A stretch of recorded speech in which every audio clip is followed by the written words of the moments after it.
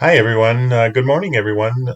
My name is Tim Meyer, and I'm from Keep Yourself Relevant. Today, I want to spend a little time talking to you about project management as part of our project management series and how you should be potentially thinking about applying systems thinking to your projects going forward. Everyone probably is using this methodology or some faction of this methodology. As a project manager, you go through four main phases: conceptualizing of the project, where someone gives you the vision of the state of the project, probably handed down to you, depending on the size of the organization, that may be already completed. And then as a project manager, you're assigned to a particular project, and then you move forward with the planning, execution, and closing of the project. So that's a typical project management methodology. What I want to spend some time today talking to you about is how systems thinking can change how you can improve your delivery of your project going forward. So this is a an example of a typical software development methodology, and as times have changed, the various steps change as well. So typically, you would have a vision. You go through some requirements, analysis, design, and build.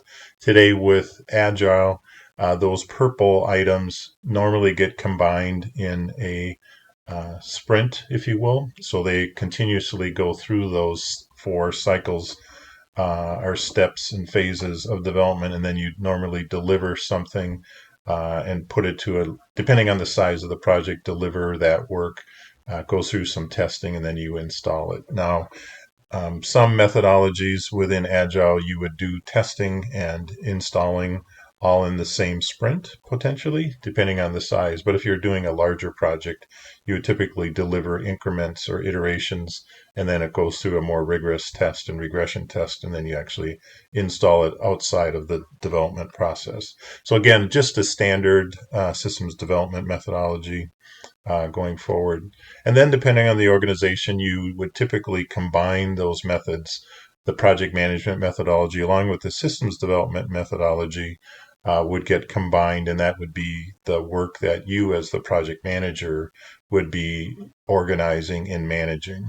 And then the systems development methodology, depending on your organization, these particular steps below would potentially change depending on the methodology. So again, you would have all kinds of different deliverables or activities that would be conducted in your systems development work by members of the team outside of you as the project manager per se.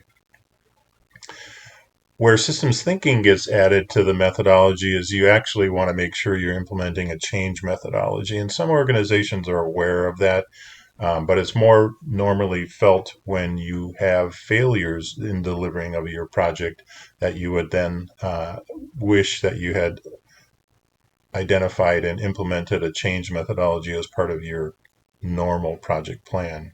So the change methodology is going through four different or five different steps.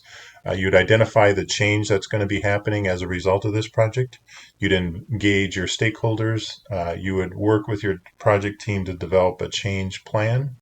You would implement that change and then monitor and sustain that change. So that's the piece of systems thinking that gets added to what would normally be a project management and a systems development methodology. And so, how does this fit in? So, again, we have our standard project methodology. You then incorporate your and put together your plan for your systems development methodology. And then you add in the piece of the change methodology. And what will happen when you actually implement that change is you'll find that you're going to have, if all three streams are implemented together, you'll have a competitive advantage to other projects that are going on. And I'll go through three different scenarios for when one piece of the system stream is missing, either project change or system stream, what the impact you'll feel within your team. So the first scenario is if you're missing your project stream, which is all your foundational project management pieces, the team will get frustrated because they don't know what they need to do and they don't know when they need to do it. Another common scenario is if you're missing the change stream, you'll find that the team is resisting moving forward, or as you implement the change of a system into the company's departments, you'll find some resistance from the people that are needing to adopt that system that you just built.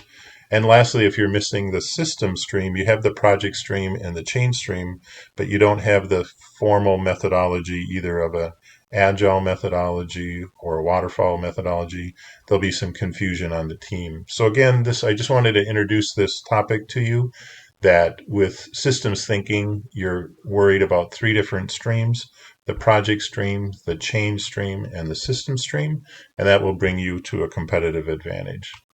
If you wanted to do some more reading on this, I wrote a blog in my website, and you can go to this blog post to see more information.